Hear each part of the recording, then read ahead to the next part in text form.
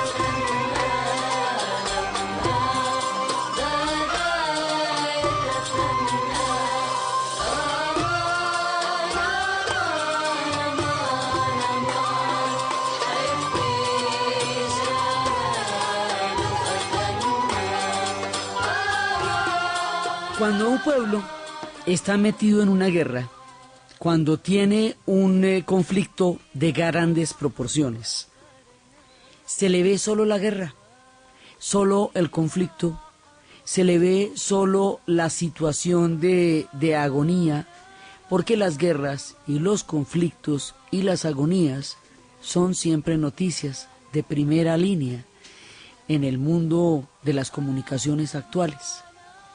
Entonces se identifica un pueblo solo con las terribles imágenes, con las dolorosas imágenes de todos los refugiados, de los niños saliendo de sus hogares, de las casas siendo destruidas, del pánico de la gente y más ahora en un conflicto de semejante escalada donde ha habido armas químicas y límites inimaginables de tristeza y de horror que nunca debieron haberse cruzado y que todavía están en la mitad del desgarrador conflicto sin una salida, digamos, a corto plazo todavía. Cuando un pueblo está en esa situación, es importante recuperar su dignidad, su historia, su legado, lo legendario que ese pueblo ha sido en la historia de la humanidad. Y el caso de Siria es uno de los casos más relevantes desde el punto de vista de lo que un pueblo le ha aportado a la historia.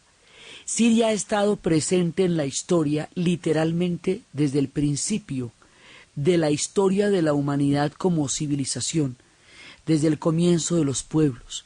Sus soles han visto los pasos de todos los imperios, en Oriente y en Occidente, en la ruta de la seda, en todos los momentos de la historia, Siria ha estado allí.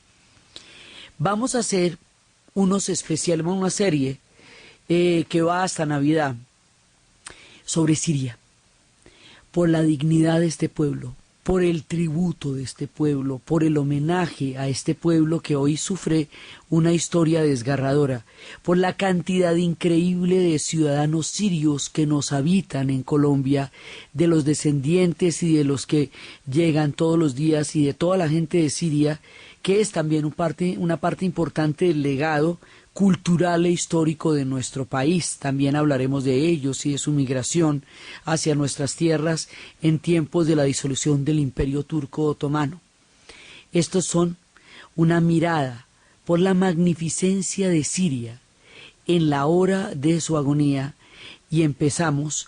Hoy vamos a hacer una mirada panorámica, un paneo de todo lo que significa Siria, para luego empezar poco a poco a ir aclarando y delimitando todos los momentos en que Siria ha conocido esplendores. Siria ha sido un pueblo que ha conocido muchos esplendores, muchísimos imperios, muchos momentos de grandeza, muchos momentos de exaltación en la historia. También ha tenido grandes guerras, momentos trágicos, ahorita lo tiene. Está en un momento muy trágico Siria. Pero cuando un pueblo es tan antiguo, aún los peores momentos, con todo lo devastadores que pueden llegar a ser mientras están viviendo, son una parte de la historia inmensa, milenaria, antiquísima de este gran pueblo.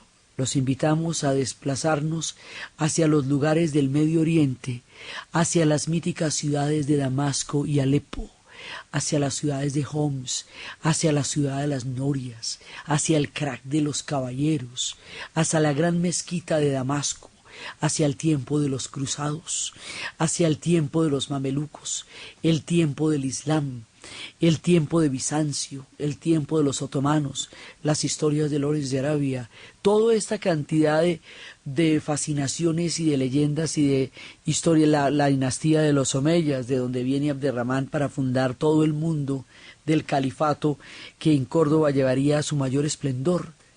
Los invitamos a la mítica, legendaria e histórica Siria para transitar sus maravillosos caminos en la hora de su agonía.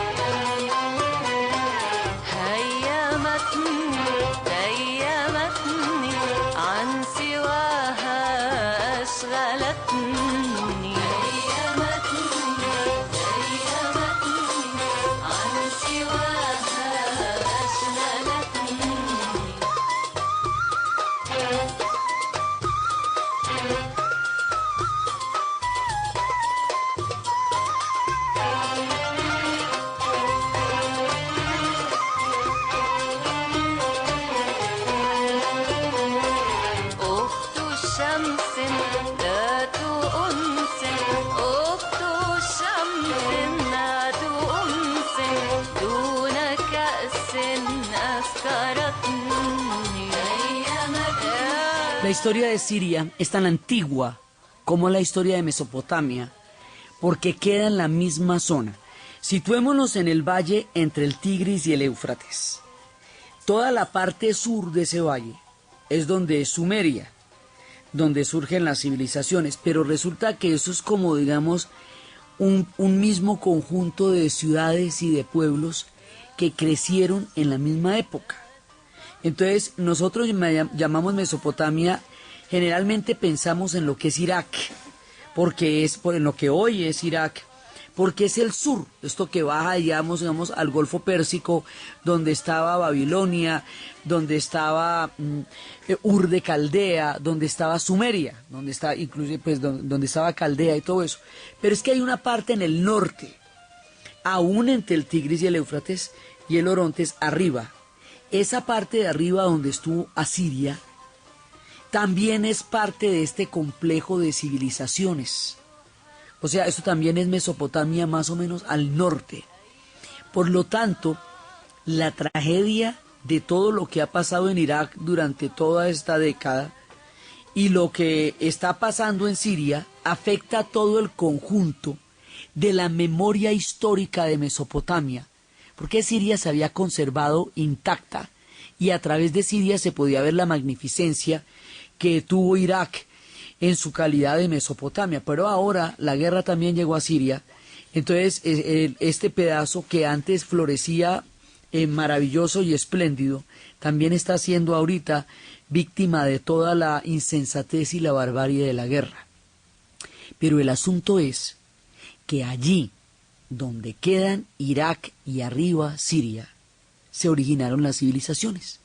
O sea, lo que nosotros llamamos civilización, entendiendo por eso la escritura, entendiendo por eso la formación de las ciudades, entendiendo por eso la formación de las instituciones administrativas, recaudos de impuestos, escuelas, conglomerados humanos urbanos, cuando no solamente existen las estructuras agrícolas, pero también existen las estructuras urbanas, suceden en esa zona, estamos hablando de hace más de 8.000 años, y de ciudades como Mari e Ibla, que se contemplan como ciudades legendarias.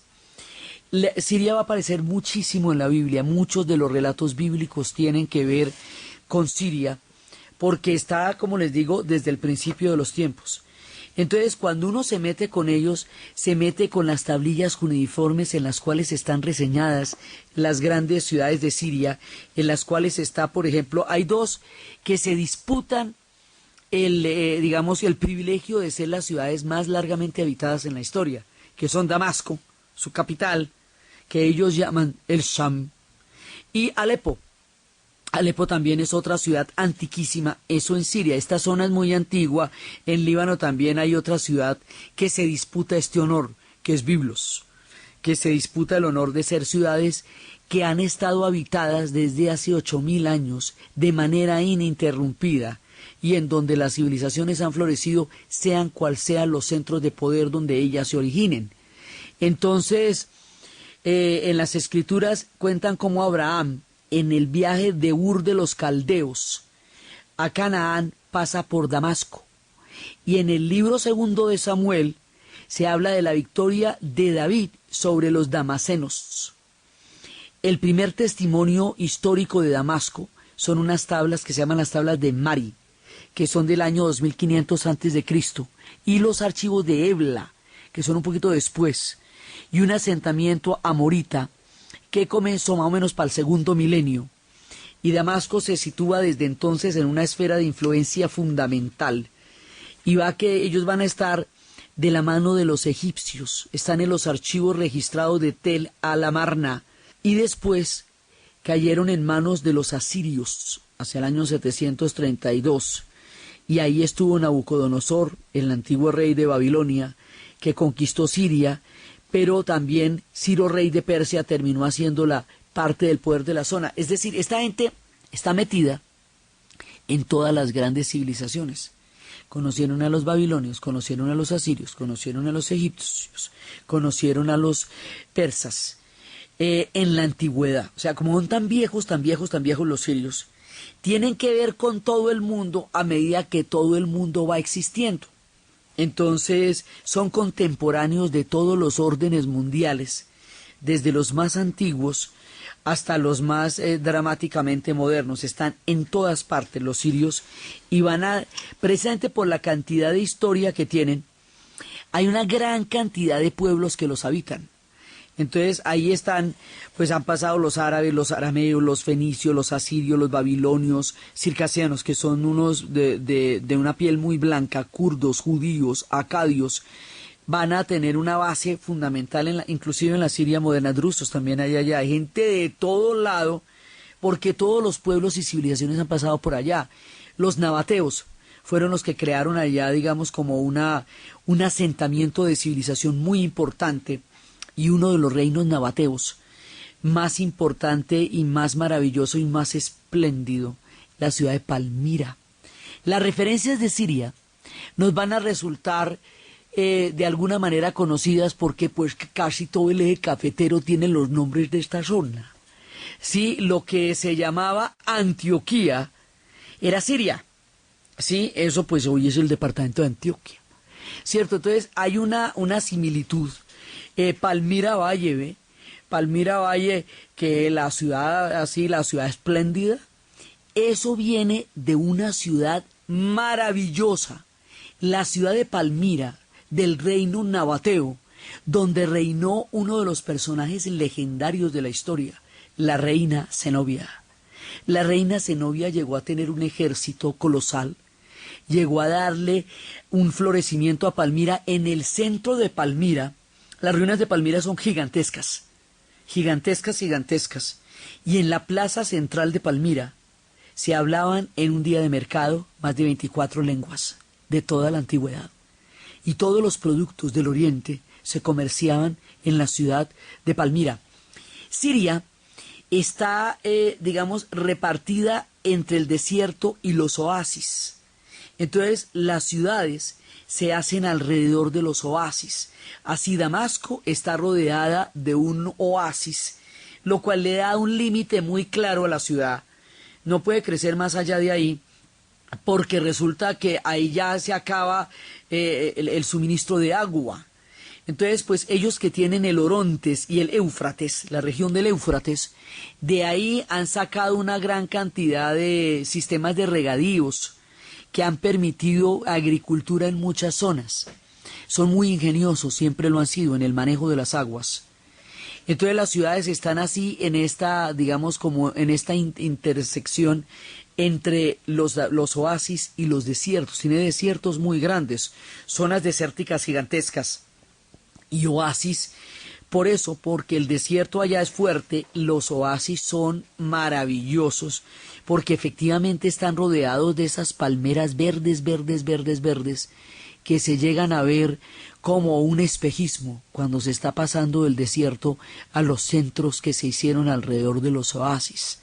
Entonces es muy bella, y el oasis de Palmira es uno de los más hermosos, que además rivaliza con la belleza de la ciudad, cuyas ruinas aún hoy siguen siendo unas ruinas muy importantes, que dan testimonio de una ciudad magnífica y espléndida, que resistió durante mucho tiempo la dominación de Roma, hasta que los romanos terminaron finalmente derrotando a la reina Zenobia y llevándola en cadenas por Roma, traicionándola, prometiéndole a ella que le iban a dar condiciones dignas en su rendimiento, en su rendición, y no lo hicieron así, porque los romanos eran humillantes en la derrota. Eso también hicieron con el antiguo druida celta, cuando después de la matada de todos los celtas del norte, de todo el pueblo, de los pueblos galos, el jefe druida fue llevado en cadenas, enjaulado por las calles de Roma. A Zenobia le hicieron una cosa parecida. Zenobia también la llevaron encadenada en uno de los, digamos, de los actos de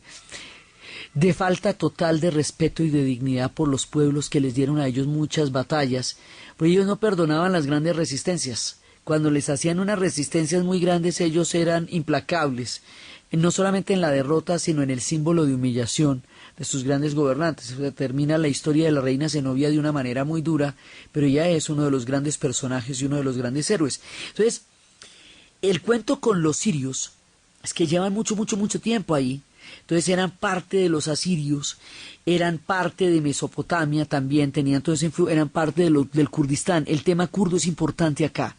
Los pueblos kurdos, que se dice que descenden de los gudíes, estaban no en el valle, sino en las montañas que rodean, digamos, la zona de Mesopotamia, ya fuera del valle mismo, pero ellos también son tan antiguos como los pueblos de Mesopotamia. Entonces van a formar parte de nuestra historia y también del conflicto, porque el Kurdistán también tiene que ver con Siria. Era una de las zonas posibles de ese sueño del Estado kurdistano que todavía buscan estos pueblos en el mundo. Entonces, Siria tiene que ver con esos pueblos, tiene que ver con los romanos. El paso de los romanos en Siria va a ser muy importante porque va a ser larguísimo, porque el imperio romano tenía su límite en Siria. De Siria para allá estaban los partos, estaba Persia. Así que la última orilla del imperio en Oriente quedaba en Siria, motivo por el cual hay unas ruinas sirias absolutamente hermosas allá. La ciudad de Basra tiene un coliseo romano maravilloso. El destino de todo esto en este momento de la guerra lo ignoramos con precisión. No sabemos exactamente en qué estén todos los tesoros y las maravillas de las cuales les voy a hablar, pero existen y han formado parte de la conciencia histórica y de la formación de este pueblo sobre la tierra, y vamos a hablar de ellas como se les ha conocido, hasta que tengamos alguna información de qué ha pasado con ellas, pero ellas existen y han sido parte del relato general de la historia de la humanidad. Allá un coliseo romano intacto, perfecto, como no se había conservado en Occidente, porque en Occidente las invasiones bárbaras destruyeron muchísimo del esplendor del Imperio Romano.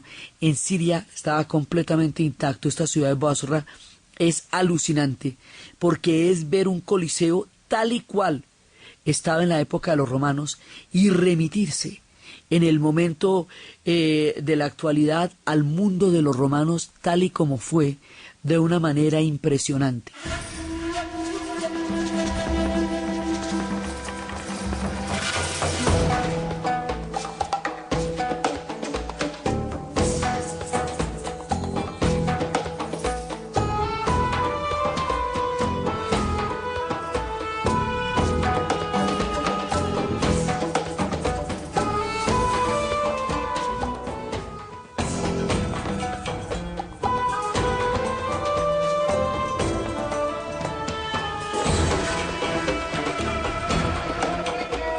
Continuamos en la historia del mundo con Diana Uribe.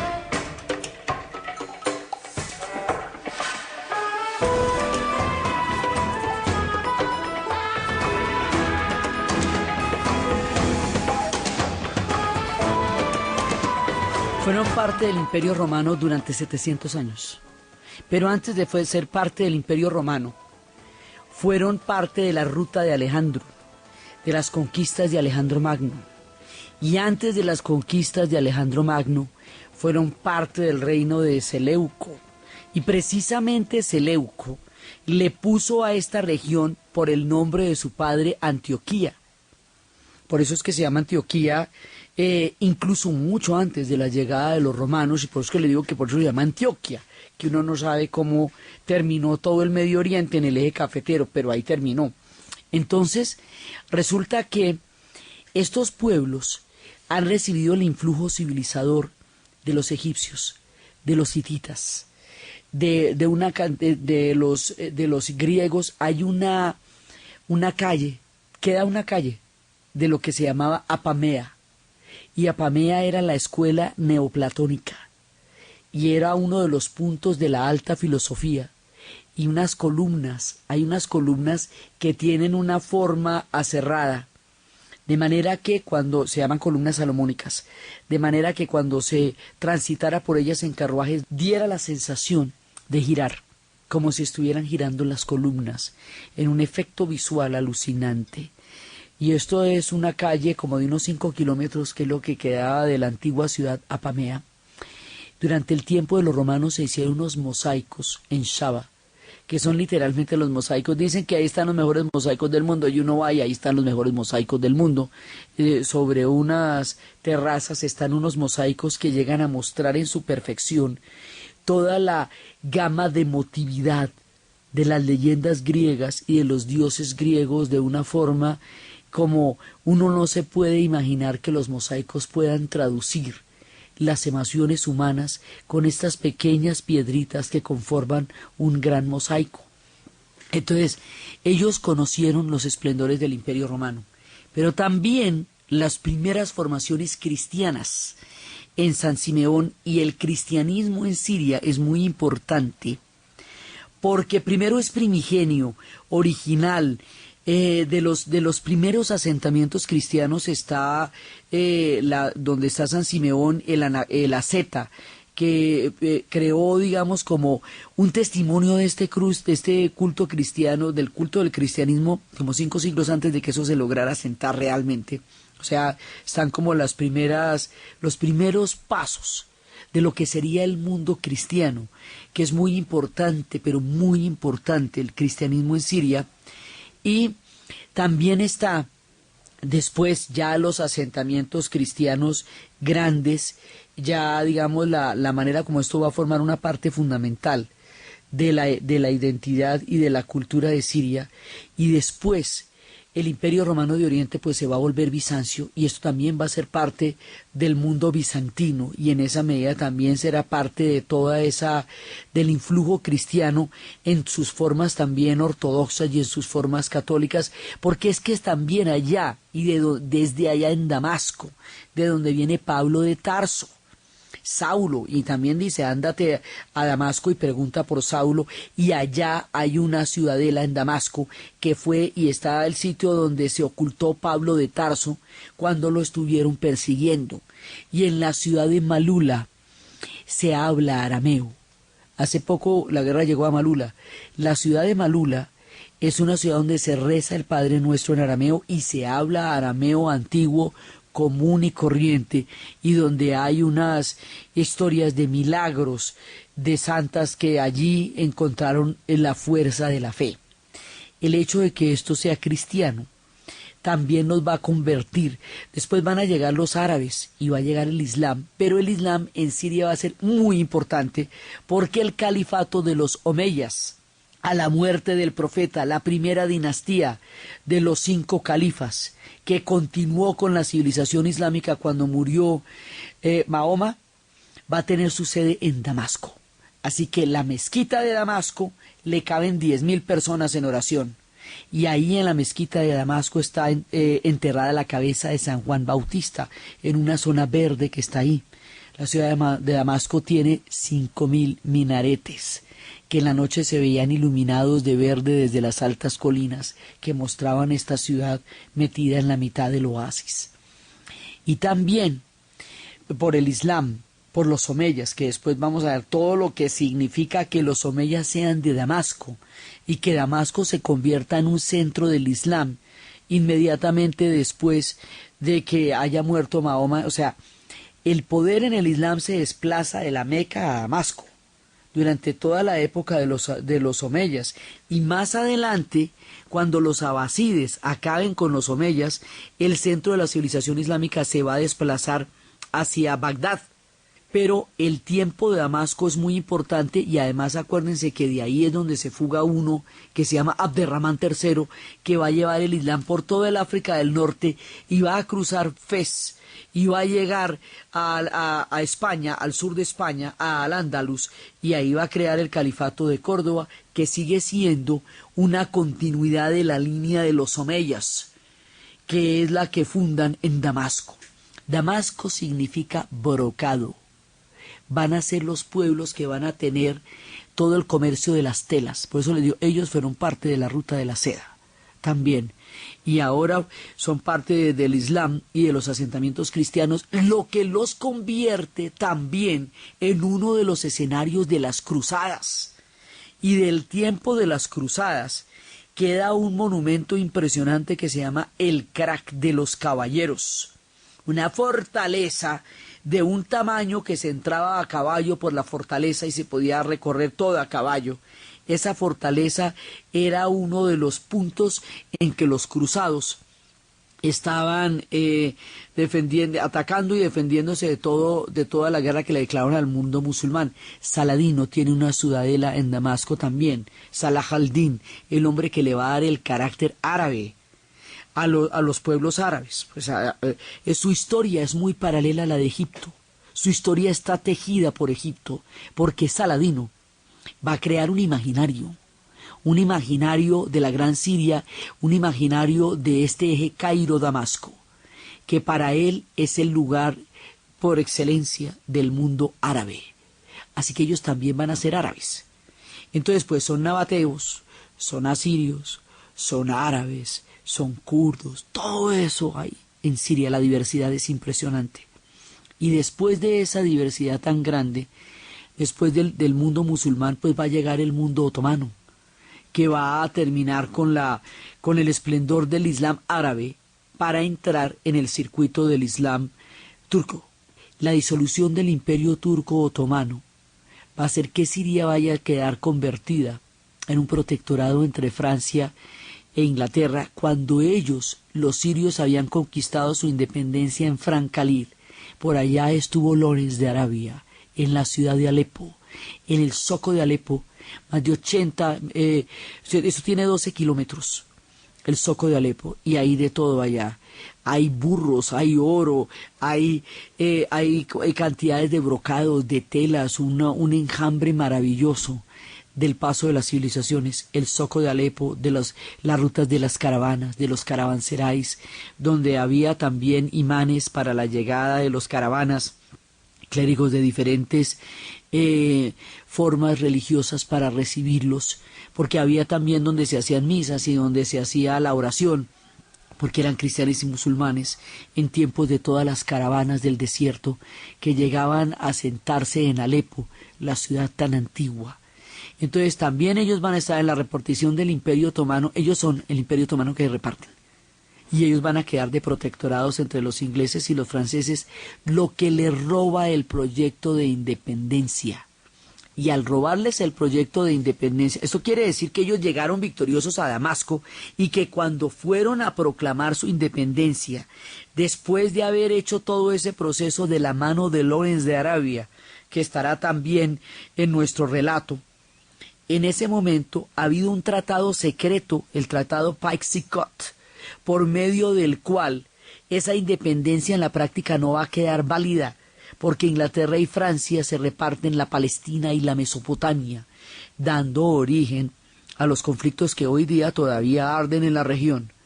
Y después de ese tratado va a quedar inválido el proyecto de independencia y efectivamente les van a revertir ese proceso. El hecho de que esa independencia no se haya podido lograr cuando se hizo, que es el equivalente a que nosotros, después de semejante vuelta tan grande que hicimos para independizarnos, resultáramos siendo protectorado después de todas las batallas de Junín, Ayacucho, Bomboná, Puente de Boyacá, y que no, que resulta que ahora quedamos es protectorado. Pues a ellos les pasó eso. Y precisamente porque les pasó eso, y porque en esas tierras, alrededor de esas tierras, va a fluir el petróleo, cuyos contratos se hicieron antes de que ellos tuvieran la conciencia del valor que ese líquido tenía en el proyecto industrial de Occidente, es que estos pueblos van a buscar un punto de empoderamiento de su propia historia. Y el punto de empoderamiento de su propia historia va a ser el panarabismo. Y el adalid del panarabismo va a ser Nasser, que eso lo hemos hablado antes, y el partido que va a representar eso es el partido Baas. Entonces todos estos personajes que hemos visto también en la primavera árabe son personajes que estuvieron en el poder desde los años 50, cuando empezó este efecto de descolonización, cuando les tomaron la independencia a los ingleses y los franceses en un mismo, ratificaron el tratado de Paix-Sicot a través del tratado de Versalles que terminaba la Primera Guerra Mundial. Es decir, yo me lo robo y me lo ratifico. Y es esa herida de lo que significó eso lo que da origen al panarabismo. En tiempos de la disolución del Imperio Turco Otomano, el caos, las guerras y la dureza que significó el proceso de la caída de este gigantesco imperio va a ser uno de los momentos claves en la gran migración de los árabes a Colombia. Y de esa gran migración, muchísimos vienen de Siria. Muchísimos vienen de Líbano, otros vendrán de Palestina, otros vendrán de Jordania. Y juntos, sirios, palestinos, jordanos, libaneses, se les llamará turcos, porque tienen los pasaportes del Imperio Turco Otomano, porque estas nacionalidades no existían en ese momento, aunque los pueblos sean milenarios y hayan estado en la historia desde el comienzo de los tiempos. Se les decía turcos porque formaban parte del Imperio Turco Otomano. Entonces, aún ahora, todavía se refiere a ellos como turcos, lo cual es del todo inexacto, porque no vienen de Turquía. Vienen de Siria, vienen de Líbano, vienen de Jordania, vienen los cristianos, vienen los musulmanes, en las mezquitas de Maicao, en las iglesias cristianas, vienen todos ellos. Muchos se cambiaron de apellidos porque sus apellidos eran difíciles de pronunciar. Vienen estos pueblos que nos van a dar una importante influencia, no solamente en el momento en que llega la gran migración árabe a Colombia, sino por el hecho de que los españoles que vinieron en la conquista 500 años antes, muchísimos venían de Andalucía, donde durante 7 siglos fueron parte del imperio de la dinastía de los Omeyas, motivo por el cual hay más de 5.000 palabras de origen árabe en el español. Entonces, la historia de estos pueblos de los Omeyas se refleja en nuestro lenguaje y en la formación del español que hablamos. Y la gran migración de los árabes se refleja en la comida y en la cultura que ellos han aportado a nuestra formación de identidad como país. Entonces, estas cosas que pasan en Siria, que aparentemente son tan lejanas, en realidad tienen que ver con una gran cantidad de vertientes de estos pueblos entre nosotros. Y son parte de nuestra historia y son parte de nosotros, los pueblos árabes y los pueblos sirios. Entonces, el partido Baas va a formar después un bloque histórico para tratar de revertir el proceso de colonialismo y de protectorado al que quedaron sometidos. O sea, cambiaron de manos, pasaron del Imperio Otomano a ser parte de los ingleses y de los franceses, lo que llaman vendí la lora por no cargarla. Porque ¿para qué me hago yo toda esa vuelta para cambiar de dueños, pasar de los turcos a los europeos? Entonces eso es lo que a ellos les da esa bronca histórica que va a llevar a la formación de una unidad árabe. La formación de una unidad árabe será el panarabismo. Y eso es una línea histórica de, digamos, de importancia capital para entender aún ahora los momentos por los que está atravesando Siria.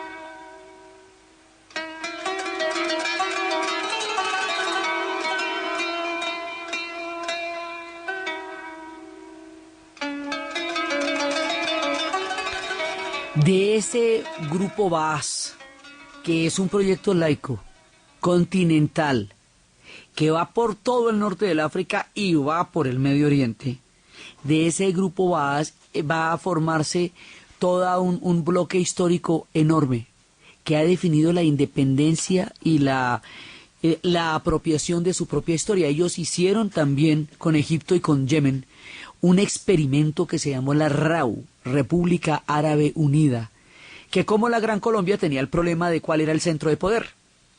Para nosotros era muy difícil saber si se iba a mandar desde Caracas o se iba a mandar desde Bogotá o desde Quito. Para ellos, si el eje de mando iba a ser Cairo, Damasco o Sana, pues seguramente para Sana era más difícil, definió que no se pudiera mantener mucho tiempo esta estructura, pero era un intento por volver a tener los límites naturales. Las fronteras del Medio Oriente son fronteras artificiales. Los estados se trazaron por las rutas de las multinacionales, repartiéndose los yacimientos de petróleo. Eso también genera muchísimos problemas entre ellos, porque los pueblos no están contenidos en sus fronteras, como pasa con África y como pasa con los Balcanes. Pueblos que tienen fronteras artificiales, trazadas desde otras geografías, con otro tipo de intereses, distintos a los pueblos en ellos contenidos en su cultura y en su civilización, van a tener problemas por esa definición artificial de límites. Eso también pasa en el Medio Oriente. Ellos van a estar metidos también con la formación del Estado de Israel. Ellos eran parte de las guerras contra las cuales se van a ver vistos, el conflicto árabe-israelí pasa por Siria también, y los Altos del Golán son parte de los territorios ocupados después de la guerra de 1967. Entonces, digamos que muchos de los conflictos de la zona pasan por Siria. Es una pieza clave para entender el complicadísimo ajedrez del Medio Oriente, porque ella también es un centro de poder, lo mismo que Egipto. Es un eje, Cairo-Damasco. Y ese eje Cairo-Damasco, por la fuerza y la antigüedad de su historia, tiene un peso gravitacional enorme en la comprensión de toda esta zona histórica y geopolítica. Entonces, a ellos les pasan todas esas cosas. Sus territorios todavía son de Israel, los Altos del Golán. La película para eso se llama La novia siria, donde le cuentan a uno todas esas historias. Hay muchas cosas sin resolver en Siria, muchas cosas sin resolver ahora que está la guerra, que viene de muchas cosas que no se han resuelto en el pasado también, esta dicotomía entre el mundo de las fracciones religiosas y la unidad árabe que han representado los partidos Baas, el papel que Occidente pueda tener en eso. La lectura que los árabes tienen es que el papel de Occidente, ahora como entonces, era estimular las divisiones para romper la unidad árabe. Entonces, porque en la época de la disolución del imperio se apoyaba a unas tribus, a unos pueblos y a unas tendencias en contra de otras, que eso también se hizo en África como una manera de dividir y de triunfar. Hay una lectura que dice que las fracciones religiosas son apoyos a puntos que puedan de alguna manera desarticular la unidad árabe. Eso también se dice. O sea, hay muchas cosas que se dicen. Vamos a ver las diferentes versiones de los diferentes pueblos acerca de lo que está pasando, también desde el momento de la primavera árabe hasta la agonía tan terrible en el que en este momento están los sirios. Vamos a llegar hasta allá y vamos a atravesar todo este influjo civilizador de la mano de la grandeza de Siria. Ahora que los sirios están viviendo la agonía de la guerra, es importante entender por cómo la paz permite un futuro y cómo la guerra no da ninguna salida. Nosotros tenemos una oportunidad de dejar atrás la agonía de la guerra. Es importante también entender el carácter de la conflagración de Siria para saber cómo se dejan atrás las pesadillas que en este momento los sirios están viviendo de una manera brutal.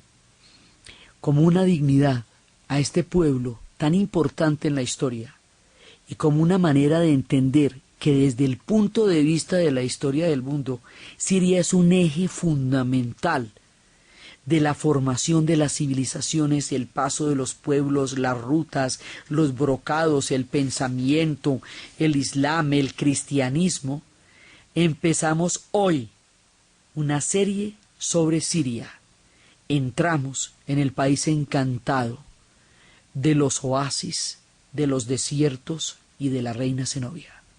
Entonces, desde los espacios de las grandes civilizaciones, de los pueblos matrices de la historia, de aquellos que influencian con su gran migración nuestra cultura, de su agonía, de su grandeza y de su aporte a la comprensión de la civilización universal que tiene tantos puntos de encuentro en Siria, en la narración de Ana Uribe, en la producción Jessy Rodríguez, y para ustedes, feliz fin de semana.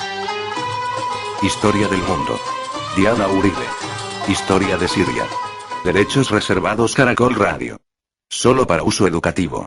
Editado por It's So Easy.